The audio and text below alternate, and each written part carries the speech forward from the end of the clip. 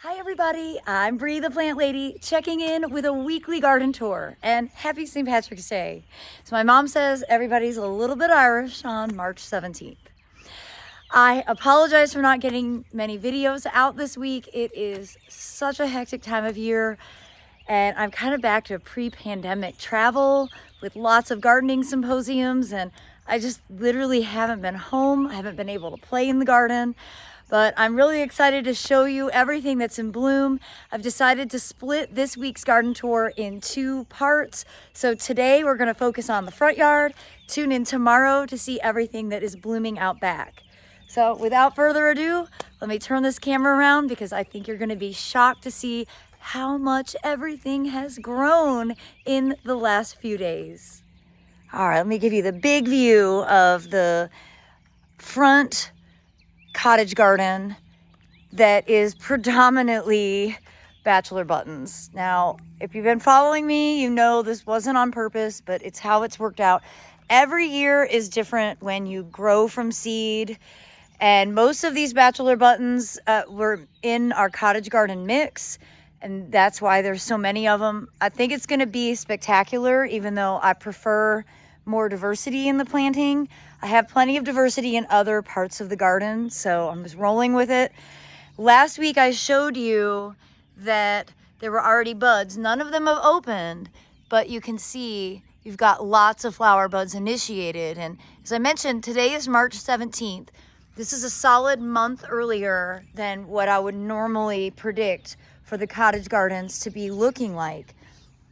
And you know, you have no control over that. That is weather. You're not in the driver's seat with really any of this other than scattering the seeds and prepping your bed.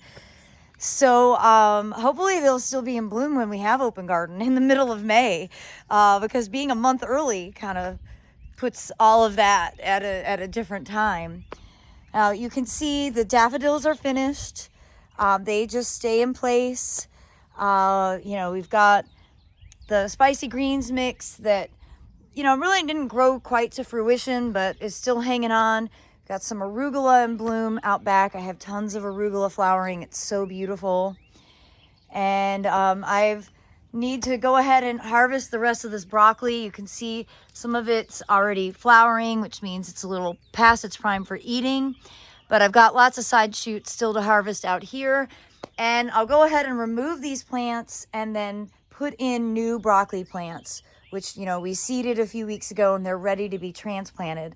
I will make sure that I make that a video because now is a really good time to get your spring cool season crops put in the ground so that you'll be eating them in theory by late April into May. You can see the Edgeworthias are definitely finished. And soon their leaves will be unfurling. You can see the foliage is starting to poke out. These heat-tolerant primroses from Camellia Forest are just so lovely. And I'm so impressed with all the snapdragons. It's totally worth the effort to cover them in the winter, to have this spring display. You can see across the front here, the snapdragons are looking great. The ornamental cabbage is bolted. I'm going to let that put on its show. The pollinators love it. And of course, more broccoli here. I don't think these cabbages are ultimately going to head, but they still look nice.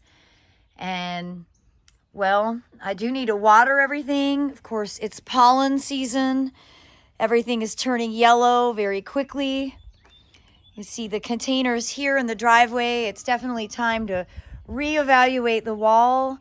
We have a bit of frost in the forecast, but I think I'll be bringing out the mangaves in the next couple of days just to get them out from under the house and put back into the side of the wall that's totally empty. And we'll be going ahead and getting the hose hooked back up so that it starts to self-irrigate. I do think that this side of the wall has suffered because it hasn't been getting watered enough. We really haven't gotten much rain here. And again, I haven't been home. I'm so impressed with these blueberries from Bushel and Berry. I think this is the year that they need to come out of pots and actually get planted into the ground. But I've had these since 2020. They're like pandemic specimens. They've grown really well. They do set delicious blueberries. They're one of the earliest varieties to set fruit. And over here, these containers are just so cheerful. I just love snapdragons. I never regret planting them, and in recent years I've really planted more and more, and I just think they're so charming.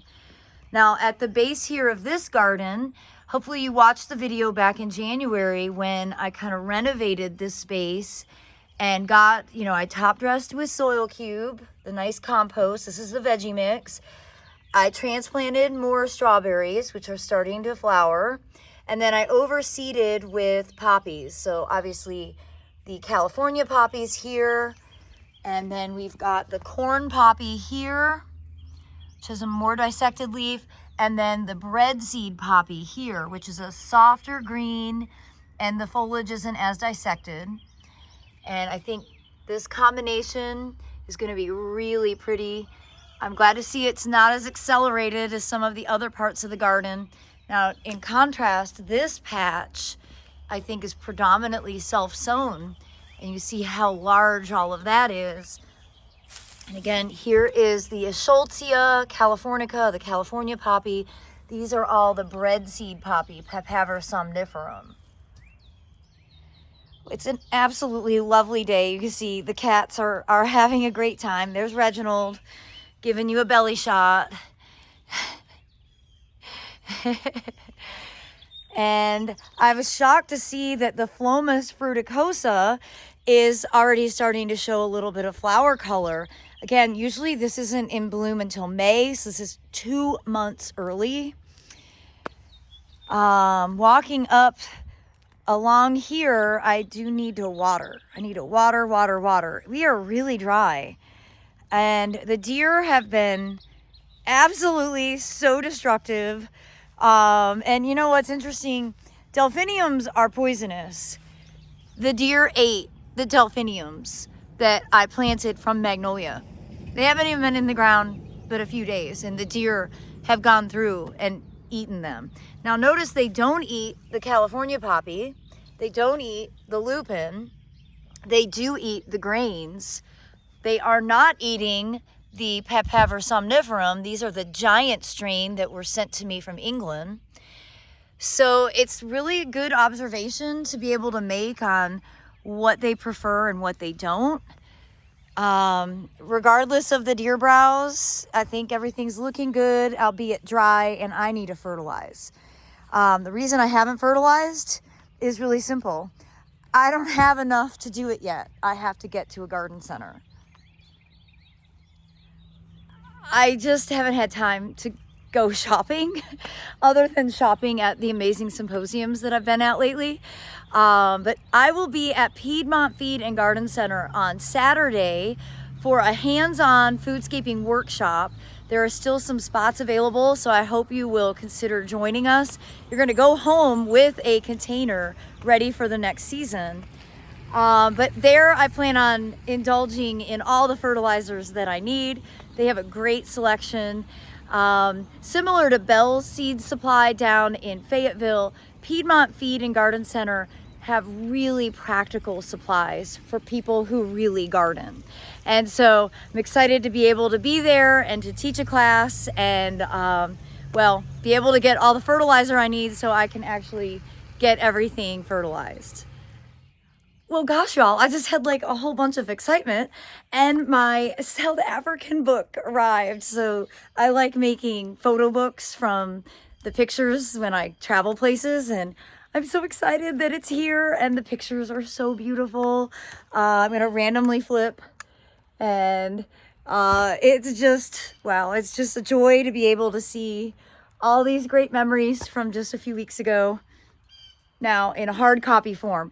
There's something to be said about it not only being digital in this digital world. It's nice to have something tangible. So as I was saying, Piedmont Feed, I'm really excited to get there, not just because of doing the talk, but also for the purpose of buying practical supplies, which I'm really low on right now. And, I do need to bulk up on some fertilizer, and then maybe, fingers crossed, we'll get some decent amounts of rain to really get everything activated, because right now we are really, really dry here in Fuquay-Varina, North Carolina. So there's not much to report from the native shrub borders, but everything is growing really well after we burned it. Same thing here, you know, we burned these pink muhly grasses and you can see they've got nice foliage starting to come out. You know, everything in that shrub border, the forsythias are obviously blooming, but all the ground plane perennials are starting to come back to life. And that's the same scenario over here in this big shrub border. All of the phlox and mountain mint, the Pycnanthemum muticum, are all starting to actively grow. And you know, it's great. The goal for this, which I started really working towards in 2020, so 4 years ago, was to fill up the ground so that I wouldn't have to weed, I wouldn't have to mulch. And you can really see that that is coming to fruition. So that's all Phlox paniculata. This is all Pycnanthemum muticum. And in this section is the one area where I do have a little bit of lamium, as you can see right here. That's the lamium, and then vetch, of course, which, you know, I don't think no matter what I do, I'm ever really going to get rid of. But I've got a good stand of Sedum album and Sedum camshaticum. We planted Coreopsis, native Coreopsis up here. And, well, we'll continue to put in more native perennial plugs to fill in open space, just to make it so that this ground plane's covered. That way I won't have to do so much maintenance out here. You know, this is a border that I don't really pay much attention to, and it needs it, because you can see there's, you know, a lot of vetch growing all up into this juniper. Need to spend some time getting this weeded. I don't know when that will be. If I could add an 8th day to the week in spring where I don't schedule anything, that would be very, very helpful. And oh, how exciting, the Viburnum canoi is starting to bloom. Just a few flowers right now. This is a really nice fragrant viburnum. You see, it's gonna be absolutely covered in flowers, but this is usually in bloom for my birthday, and you're still a few weeks out from that. So everything this year is really accelerated.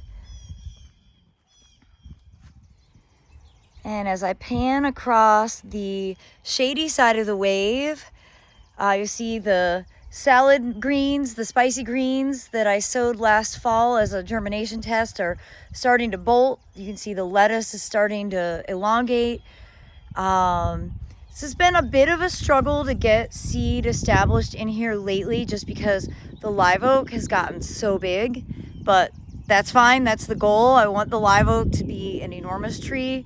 You see, we did bring home some more Spanish moss from Charleston last week. And it's great to see that all the other plants are breaking dormancy. We've got Vitex that are starting to put out leaves. And, well, this cherry, which was in full bloom last week, is definitely coming to the end. And it's amazing how much foliage has emerged in the last couple of days. Well, hopefully you guys follow Mr. Maple, and I was on a podcast with them not too long ago, and we talked about how we bonded over Acer oliverianum, and that's what this is here. This is a Taiwanese maple with really great green bark on its juvenile growth. Now you can see this gets really big. We coppiced this back in 21, and all of this new growth has emerged. It's because I don't have it in the right place. You see, I've got it not all that far from the live oak, and it was competing for resources. So that's why we went ahead and did the cutback. And I think that's just going to be my habit for this tree, is every 5 to 7 years, just cut it back hard and let it reflush. Next to that is my olive, which has done great this winter because, of course, we weren't cold, and it's already starting to put out new growth. This is actually an olive that I got as a cutting from the Bellagio in Las Vegas and brought it home and rooted it, and now it's growing out. So you gotta love a plant with a good story, right? Hasn't fruited for me. That's not really the expectation here. It's just nice to have it growing. And though this white flowering redbud is in an absolutely absurd place, in this moment when it's in full flower with that royal velvet camellia and the Abies nordmanniana planted behind it, this combination really is outstanding. Not the right place for the redbud at all, so like don't do what I've done here, but I love Cercis chinensis. I love it. Now, tomorrow I will be doing the backyard and you'll get to see Cercis canadensis, so you can see I have both species.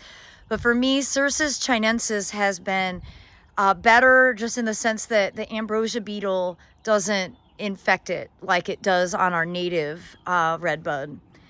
But I do love this red and white combination. I think it's so beautiful. And of course, there is Cercis chinensis Don Egoff, the lavender form of the Chinese redbud. And, you know, again, it's different in that they flower up and down all of the branches, not just on the new growth. And this is a bonus treat for y'all. One of my heat tolerant lilacs is in full bloom. And let's give it the sniff test. Nope, doesn't smell like northern lilacs. It's a little skunky, to be honest. Like, I wouldn't want to pick this and bring it inside the house. It does have a scent, but it's not the scent of my childhood. However, because I am a native Michigander, I do appreciate lilacs. They aren't something that are very common here. And it is fun to be able to have a couple that can kind of bring back those childhood memories. Well, everybody, I hope that you will enjoy today's front yard weekly garden tour, filmed right here in Fuquay-Varina on St. Patrick's Day. I'm wearing my plant nerd shirt so that I can't get pinched. And I look forward to sharing another update with you tomorrow, featuring everything that's blooming in my back garden. Well, as always, thanks so much for watching. And happy gardening.